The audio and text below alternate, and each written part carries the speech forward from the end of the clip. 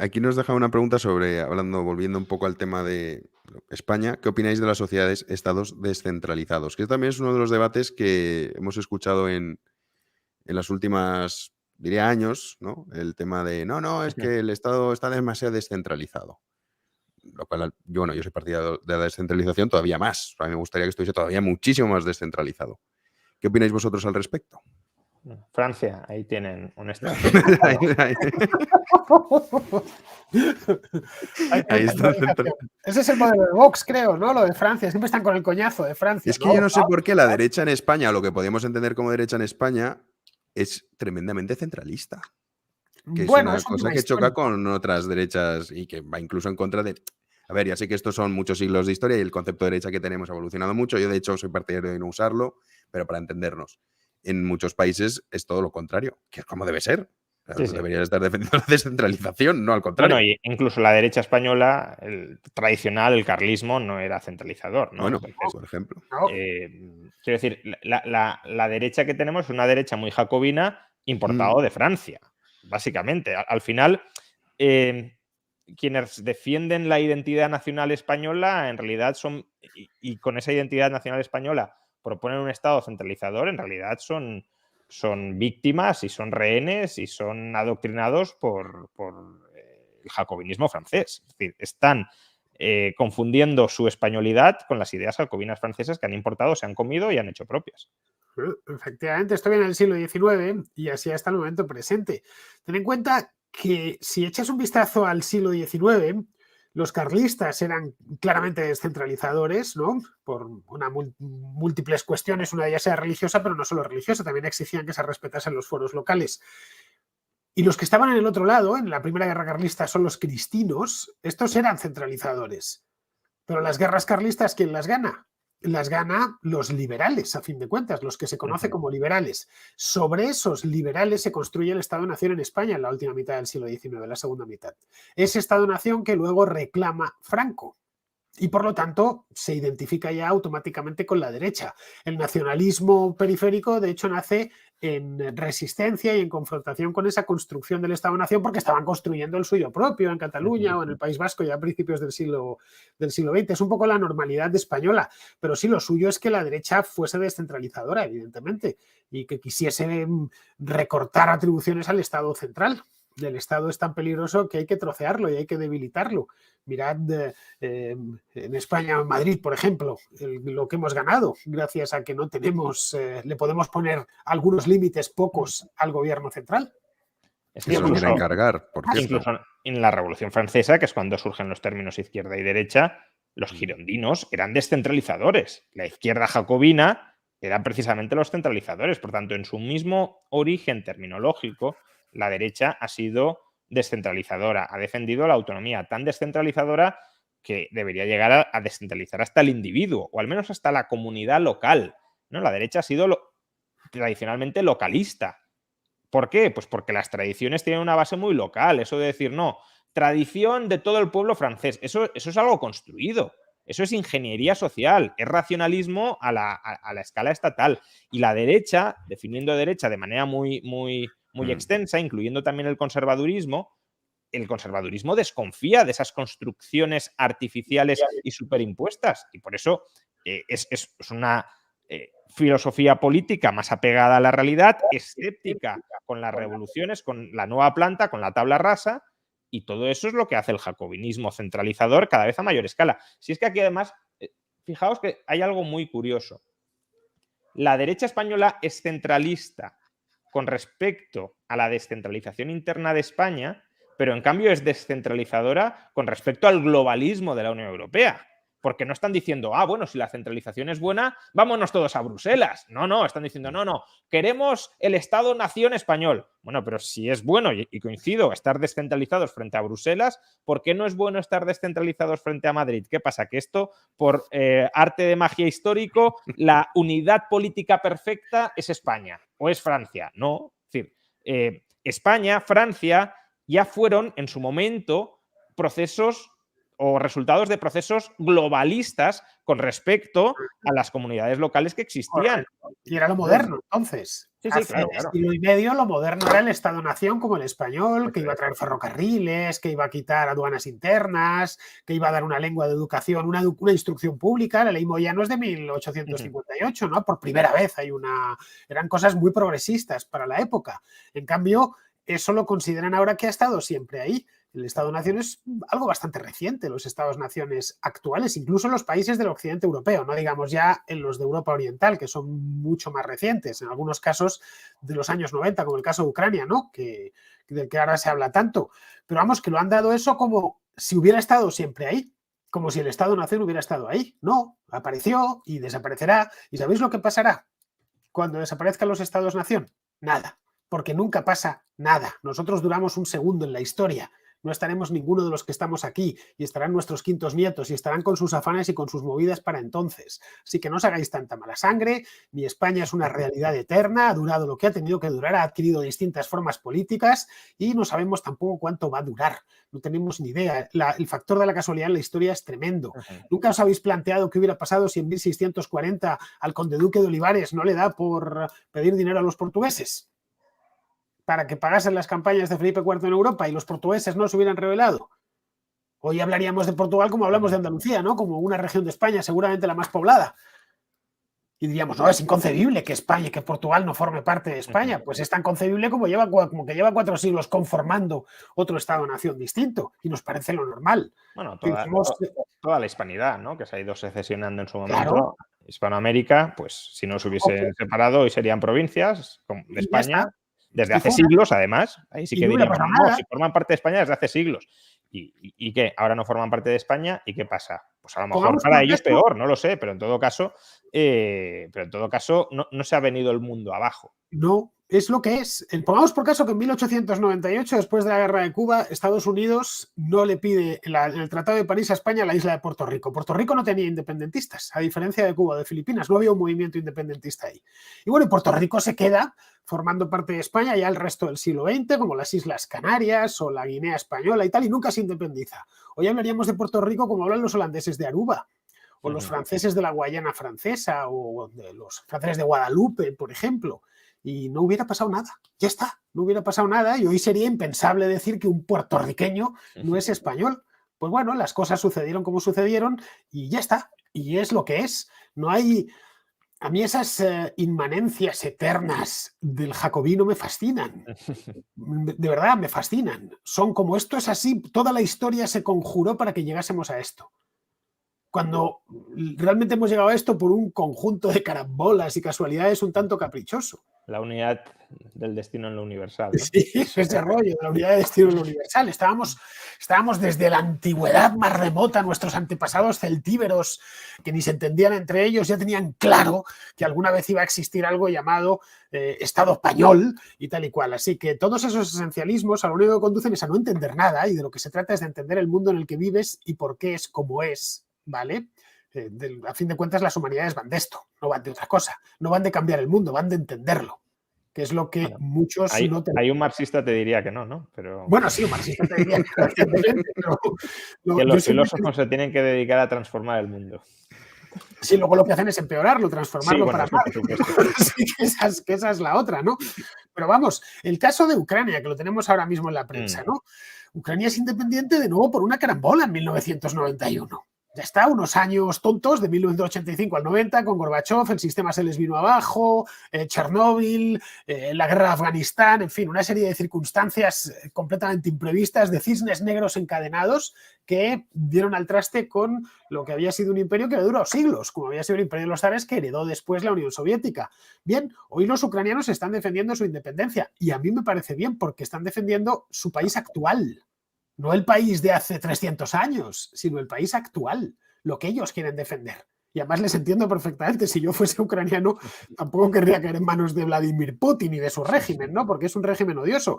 Pero vamos, que dicen es que es un país sin historia. Bueno, es un país sin historia, tiene su propia historia, pero es que el presente, el pasado te ayuda a entender el presente. No te obliga, no te condiciona el presente. Políticamente, además, en función de los intereses muy concretos, ¿no? Es que esto siempre fue así, tiene que ser así. Pues no, ¿cómo será la España dentro de 100 años? Pues como quieran los españoles de dentro de 100 años. Nosotros no vamos a decidirlo, ni podemos tampoco hacerlo, ¿eh? No, caray, si Franco se murió hace medio siglo, casi medio siglo. Si Franco levantase la cabeza, no terminaría de reconocer el país tal y como está. Entre otras cosas porque no entendería a los españoles de esta época. No los entendería. No entendería cuáles son nuestros consensos, cuál es la manera de relacionarnos, un montón de cosas de transformaciones que se han operado dentro del país en el último medio siglo, no terminaría de entenderlo. Pero es que Zumalacárregui tampoco hubiera entendido la España del año 1900, la de la regencia o la de Alfonso XIII. No le hubiera entrado en la cabeza. Es decir, cada época tiene sus afanes y no pasa nada, y son los seres humanos de esa época, que ya digo, vivimos muy poco, los que tienen que despachar los desafíos que se le presentan. Pero estas cosas de no, esto va a durar eternamente y tenemos que proyectarlo en el futuro porque es una verdad revelada y no existe otra manera de organizarse más que esta, bueno, a nosotros esta por ahora nos funciona, quizá a nuestros nietos no les funciona. Ya está. Y esto es una cosa que deberíamos, caray, ser un poquito más humildes, que ni los políticos ni sus activistas lo son en absoluto. Aquí vamos con otra pregunta que desde un punto de vista liberal, ¿sería lícito la lucha armada para que Cuba se sacudiera el comunismo? ¿Cuál sería el marco económico para Cuba se desarrime y no caiga en el mercantilismo? Gracias. Bueno, yo creo que el derecho de resistencia frente a la tiranía, eso es una constante en la tradición de pensamiento liberal y no liberal, ¿eh? Quiero decir, el propio Juan de Mariana lo defendía, por ejemplo, y bueno, Juan de Mariana es difícil incluirlo dentro de una tradición reconocible de pensamiento liberal, ¿no? Porque el liberalismo surge más tarde. Podemos pensar que tiene ideas que confluyen con el liberalismo, pero no que era liberal como tal. Pero bueno, incluso dentro de esa tradición católica, el derecho de resistencia frente al tirano se defendía, y por supuesto con el liberalismo también se ha defendido, porque es que si no defiendes el derecho de resistencia frente al tirano, estás defendiendo la obligación de sumisión ante el tirano. Entonces, ahí lo único que, bueno, pues lo que siempre se dice, proporcionalidad en todas las medidas. Lo que pasa que, claro, frente a un Estado, pues proporcionalidad, sobre todo siendo un Estado policial como el cubano, pues tampoco cabe demasiada. Fer. Bueno, pues sí, básicamente lo mismo. De hecho, en Cuba hubo una resistencia armada al castrismo, hubo el Frente del Escambray en los años 60 que Castro aniquiló por completo. Hubo un desembarco patrocinado por la CIA en la Bahía de Cochinos también, que fracasó estrepitosamente. Es decir, intentos ha habido. Lo único que la sociedad cubana desde 1960 es una sociedad completamente desarmada y sometida. Es una sociedad tiranizada. ¿Que tienen el derecho? Absoluto. A responder más en el caso de castrismo sí que no queda otra, porque no hay otros conductos de expresión política más que ese. Podríamos decir, en España eso es legítimo. Hombre, en España tienes el conducto de la ley que te permite presentarte a las elecciones, formar un partido político, te permite participar en política de manera libre. El sistema demoliberal que llaman con tanto desprecio algunos, lo que da es canales de participación a todos. Pero en el caso de Cuba, de la Cuba castrista, no existen esos canales. O lo haces a través del partido, conforme dice el partido, es todo descendente, o no hay manera. Así que si quieren hacerlo, la única manera que van a tener es esa. Ahora, entiendo que a estas alturas ya, después de 60 años, pues es poco menos que imposible. Respecto a lo que venga después, pues no lo sé, porque eso sí que es una incógnita. Lo que nos vamos a encontrar, lo que se van a encontrar los cubanos en Cuba después de tantos años. Es que fíjate, el proceso de destrucción ha sido muy intenso. Es que la Cuba de 2022 no se parece en nada a la de 1959. Son dos países que hablan el mismo idioma. Ya está, y que tienen un paisaje similar. Digo similar porque La Habana del 59 y la actual se parecen un poco, ¿no? La actual está derruida por completo. Pero vamos, que tendrán que ver y encontrar las soluciones para entonces. Hay más problemas en Cuba. La población se ha duplicado en estos 60 años. ¿Cómo titulas la propiedad? Es que, joder, rehacer Cuba va a ser un trabajo de una generación cuando esto se acabe. Si es que se acaba alguna vez, que lo mismo dentro de 50 años siguen hablando de castrismo, no lo sabemos tampoco. Bueno, hay transiciones mejor hechas y peor hechas, ¿no? Yo creo que los ejemplos cercanos que tenemos de Polonia o de República Checa son ejemplos en los que Cuba se debería mirar sobre cómo escapar del comunismo y desarrollarse económicamente. Lo mencionaban el otro día, el desarrollo de Polonia durante los últimos 30 años ha sido el mismo que el de Corea del Sur. Y Corea del Sur es considerada internacionalmente como el ejemplo de desarrollo a todos los niveles. Por tanto, bueno, creo que sí hay experiencias exitosas para escapar del comunismo, pero también tenemos otras totalmente fallidas, como justamente lo que mencionábamos antes, ¿no? La Rusia de Putin. Entonces, sí, riesgos los hay y muchos, pero bueno, desde luego, si tienen la oportunidad, sin duda merece la pena intentarlo, escapar de la tiranía comunista a la que ahora están sometidos. Aquí nos deja Bitcoin Moon. Para vivir en un estado descentralizado se necesita dinero que también lo sea. Usen Bitcoin. Y así nos deja su cuña. Y así reduciremos el poder del Estado. ¿Vosotros tenéis Bitcoin? No, Yo yo algo no. tengo. Yo Yo no. tengo algo. Bueno, yo ahí voy a discrepar. No se necesita necesariamente dinero descentralizado. De hecho, el dinero tiene una naturaleza universalista, ¿no? Bueno, depende cómo entendamos también descentralizado. Si entendemos que el patrón oro era descentralizado, sí, la emisión minera era descentralizada, ¿no? Pero lo que quiero decir es que no hace falta muchos dineros en competencia. Eso no es necesario. El dinero tiende hacia la universalidad y, por tanto, puedes tener muchas microcomunidades políticas que todas ellas utilicen el mismo dinero. Si es buen dinero, pues comerciarán con esa unidad monetaria común. ¿Tú, Fer, por qué no tienes Bitcoin? Pues porque no lo entiendo muy bien. Y de la misma manera que jamás he comprado una acción de una empresa que no sé cómo, cómo gana su dinero y no lo entiendo muy bien su modelo de negocio y no entiendo muy bien de qué va la cosa, pues con el Bitcoin igual. Y luego, pues, en cierto modo le falta todavía el efecto Lindy, ya sabes. No ha pasado suficiente tiempo por él. Así que si tengo que decidirme entre el oro y el Bitcoin, prefiero el oro. Piensa que yo estoy muy viejo ya. Entonces, esto que es que no lo entiendo muy bien y además no sé cómo va a ir. Luego es tremendamente volátil, joder, pega unos bandazos de mucho cuidado, que te quitan un poco las ganas, todo hay que decirlo. A mí me parece muy bien y espero que prospere y que se establezca y es una buena manera, como bien decía este espectador, de quitarle recursos a los estados, pero hoy por hoy creo que está un poquito en pañales, ¿no? En comparación pues con otras reservas de valor, que hay unas cuantas, por cierto, no solo está el Bitcoin. Podemos decir que con la edad te estás volviendo más conservador, Fer. Sí, como No, dices, uy, no, al esto... contrario, más anarca, tío. Yo con la edad me he vuelto más ácrata, más pasota, más tal, ¿no? Ya lo sé, ya lo sé. Ya lo sé. Dice Miguel, vaya tres, os escucho en el trabajo todo el día. Muchas gracias, me dais mucho ánimo, en serio. A ver si os seguís juntando los tres. Abrazos. Pues muchas gracias, Miguel. Y con esa foto de Pedrerol, top. Pero claro, Miguel debería estar viendo el partido, que no ha terminado todavía, por cierto. ¿Cómo ha metido gol Benzema. ¿Quién está jugando? A ver. El Real Madrid contra el Chelsea, 2-3.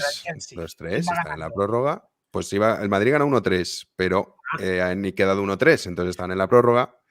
Y bueno, ya nos han dicho algunos que se notaba que no somos futboleros porque hemos puesto el directo a esa hora. Yo me he enterado 5 minutos antes de empezar, que lo he visto. Tú eres del Atleti, Fer. Y además soy del Atleti, pero aunque juegas el Atleti tampoco me enteraría. No me interesa mucho el fútbol. Pero tú eres del Atleti por una cuestión histórica. Familiar, ya sabes, uno cuando es niño, siempre pues dices que es el equipo de Madrid. ¿Cuál es el mejor equipo y tal? Y te dicen, pues es el hijo, es el Atleti. Mi abuelo también era del Atleti y luego es el equipo de la ciudad. No hay mucho más. Ya está. El Real Madrid es para gente como tú, que has venido de Valencia.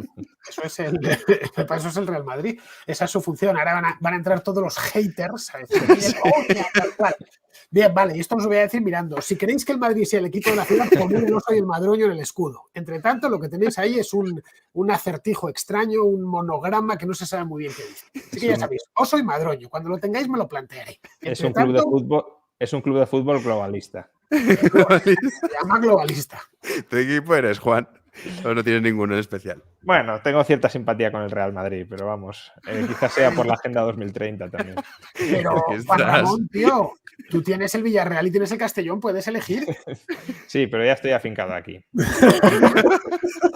Pero lo que dices tú, Fer, es para gente que venimos de fuera, pues es nuestro Real Madrid. Aquí, sobre la afirmación de Rayo de que el comercio civiliza, creo que no siempre es así. Una prueba creo que serían las tiranías de Rusia o China. Yo estoy totalmente en contra de lo que dice Enrique Benito, porque China precisamente se ha civilizado mucho a través del comercio en comparación con la época de Mao. Evidentemente no ha llegado a los estándares occidentales, pero ojo que está ahí. O sea, que cada vez va avanzando más. Bueno, ha firmado el Tratado de Libre Comercio más importante de la historia, lo ha liderado China. Esto hay que tenerlo en cuenta. aparte que el contrafactual es complicado, ¿no? Es decir, si China se hubiese desarrollado sin comerciar con Occidente y sin volverse interdependiente con Occidente, la cuestión es, ¿sería más fácil o más difícil una guerra contra China? Yo creo que sería más fácil. Es decir, China ahora tiene una cierta posición de no quererse meter en ningún conflicto militar, porque aún no tiene potencia militar suficiente, pero también porque eso la debilita económicamente, y la debilita económicamente porque depende del comercio. Entonces, cuando yo digo que el comercio civiliza, no estoy diciendo que sea el único factor y que sea una garantía de que una sociedad se va a volver absolutamente libre. No, lo que digo es que las personas se vuelven interdependientes, que tienen oportunidades para cooperar sin necesidad de matarse entre ellas, porque si no comerciamos, si tú tienes algo que yo quiero, la única forma que tengo de conseguirlo es quitándotelo y por tanto invadiéndote y arrasándote. Y que se va generando confianza, pero claro, también había confianza entre Alemania y Rusia y bueno, pues esa confianza en parte se ha roto, pero la muestra de que en parte el comercio civiliza lo tenemos en la posición alemana frente a Rusia. Es decir, Alemania está diciendo, yo es que no quiero cortar totalmente Hombre. los lazos porque dependemos. Claro, de hecho, Y Scholz al principio estaba con el tema de las sanciones, cuando se planteaban, claro, no sabía muy bien qué hacer, él estaba como, bueno, yo esto no, que a lo mejor, precisamente por eso. a lo mejor las sanciones son necesarias, pero creo que ahí hay una muestra muy, muy Mm, clara de cómo si tú dependes del otro, pues tiendes a tener un menor enfrentamiento con el otro. Claro que el claro. otro pues puede hacer otras Sí, barbaridades, sí, sí. pero contigo pues intenta no hacer demasiada sangre. Y Mm, además, en el caso de China, no hay que comparar la China actual con el Occidente actual, sino la China actual con la China de los años 60. La China de Claro. los años 60 enterró a 40 millones de personas de hambre. Ujú. El gran salto adelante, ¿no? La China de los años 60 es la de la revolución cultural. Era un mm, país como Corea del Norte actualmente. De hecho, podemos comparar la China actual con Corea del Norte actual, Ujú. un país abierto al mercado y un país que no lo está, ¿no? Uno es una distopía estalinista y el otro es un país que es una dictadura, y eso es indiscutible, un régimen muy poco deseable, pero del que al menos los chinos se pueden ir. No lo olvidemos. Es que un chino puede tomar un avión e irse del país. Es que eso no podía hacerlo en el año 1976. Aquí parece una tontería, pero al final la redención individual se suele olvidar. En cierta ocasión, discutiendo con una compañera de trabajo, cuando yo trabajaba en Telecinco, que era muy castrista, le pregunté, desde hace 20 años, era cuando detuvieron a Raúl Rivero, recuerdo, y a los poetas, en la primavera de 2003 fue esto, que me decía que era horroroso, tal, que fíjate que las dictaduras de derechas eran peores, y le dije, sí, todas las dictaduras son malas, hija, pero porque, claro, el castrismo, pues entonces es malo, pero tan malo como el Chile de Pinochet. Y le dije, bueno, al menos del Chile de Pinochet te podías ir, de la Cuba de Castro no te puedes ir, es la diferencia, ¿no? Y en el Chile de Pinochet al menos podías vender la tienda que tenías o tu empresa o liquidar tus ahorros y marcharte a otra parte del mundo. En la Cuba de Castro no tienes ni siquiera unos ahorros de los que tirar. Y le pregunté, bien, si tuvieras que elegir entre quedarte, entre nacer en el Chile de Pinochet o la Cuba de Castro, ¿qué preferirías? Bueno, la tía se me revolvió, porque no sabía qué decir, claro, y me dijo la Cuba de Castro. Le dije, bueno, pues ya no podría salir de allí. Yo preferiría el Chile de Pinochet porque al menos me podría ir. Parece una tontería ese hecho de que haya No, posibilidad de redención individual, pero es fundamental. No me gusta, me voy. Y además dispongo de mis bienes. Puedo llevarme lo que tengo, venderlo, disponer de ello, acceder a un pasaporte y largarme. Te Parece van a una tontería. Te van a cancelar en este directo, Fer, eres el próximo. Has dicho muchas cosas muy polémicas, que lo Qué sepas. cosas muy polémicas. Vale, primero lo del Real Madrid, ahora esto, que te cogen el corte bien cogido, Bueno, pues la Chile...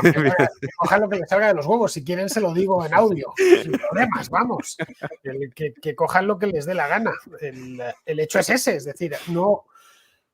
Un Sí, país no, que es así, o sea, sí, es evidente que... O sea, esto pasa que mucha gente dice, bueno, pero no puede ser si todas las dictaduras son malas.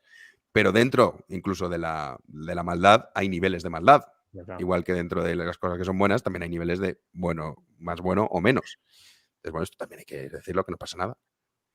Bueno, a ver, la izquierda también reconoce eso. Quiero decir, la izquierda, lo que pasa que dice que algunas dictaduras de izquierda son menos malas que las de derechas, pero que también gradúa las dictaduras, no dice todas son Sí. malas, ni mucho Sí, pero menos. ya sabes que es doble moral. O sea, si lo dice Sí, la sí. izquierda, entonces sí, está bien y claro, y se entiende. Si lo dice la derecha, ¿qué estás diciendo? Bueno, lo de Ujú. siempre. La última pregunta profunda, que para ya en 15 minutos cerramos. Un liberal no puede ser patriota porque los países son algo siempre sujeto al cambio. ¿Cómo incardinamos este sentimiento de pertenencia con algo así? Saludos a los tres, sois muy grandes. Muchísimas gracias, Jota. Bueno, pertenencia a qué, ¿no? Quizá a una cultura. La cuestión que normalmente en toda cultura encontrarás grandezas y miserias. Entonces, muchas veces cuando se dice estoy orgulloso de mi cultura, bueno, pues estás seleccionando algunos hechos de los que sentirte orgulloso y normalmente ocultando otros de los que avergonzarte. Y luego creo que también puedes sentir aprecio o pertenencia, incluso orgullo, de sistemas o marcos institucionales que generen prosperidad y que permitan a la gente vivir. Yo, si fuera suizo, estaría muy orgulloso de Suiza, pero no por su cultura ancestral o por la identidad de ser suizo, que no se sabe muy bien cuál es, sino por el marco institucional que tiene Suiza y defendería ese marco institucional. Ahora, claro, decir no, porque he nacido español, he de estar orgulloso de ser español. Y sobre todo he de estar orgulloso del Estado español, hombre, ¿no? Del Estado español cualquier persona decente se debería avergonzar profundamente.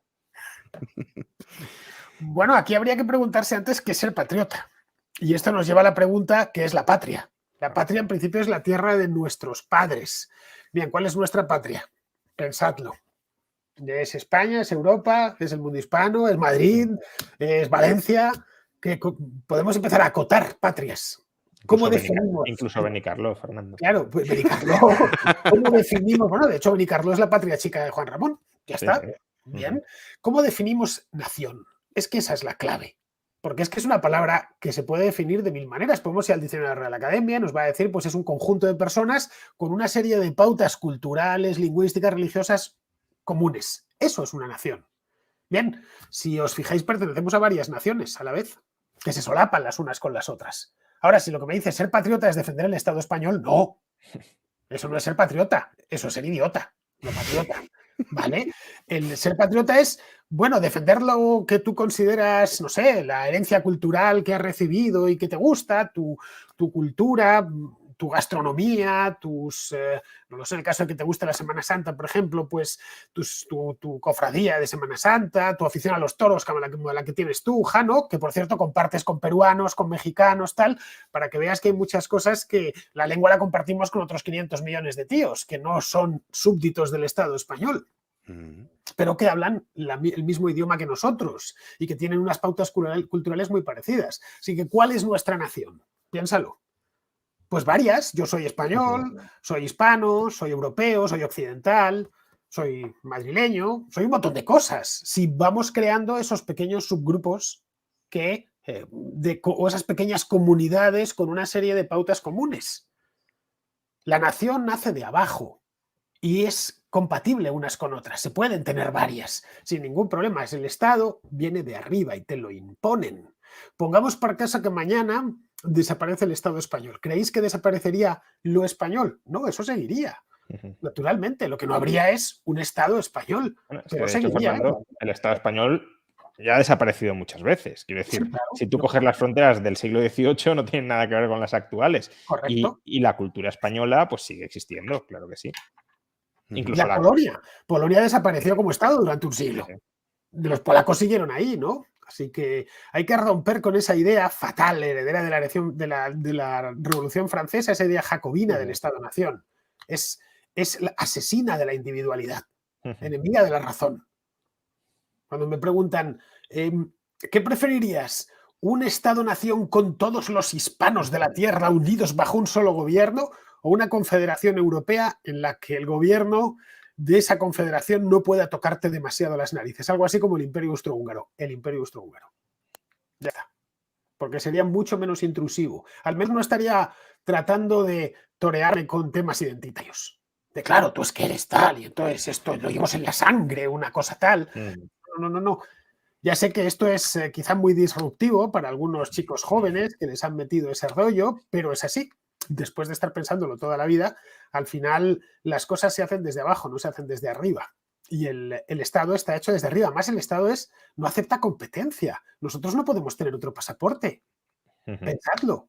Es el que tenemos. Y si pillamos otro, tenemos que devolver el actual. Mientras que yo puedo ser perfectamente español y hispano, o español y europeo. Nadie me pide cuentas a una cosa y la otra. Y si mañana me caso con una china y me gusta el chino y me voy a vivir a Shanghái, pues a la vuelta de 20 años también seré chino, ¿no? Aprender el idioma, las costumbres, tal cual. Y no pasará nada. Las naciones son individuales y se sienten de manera individual.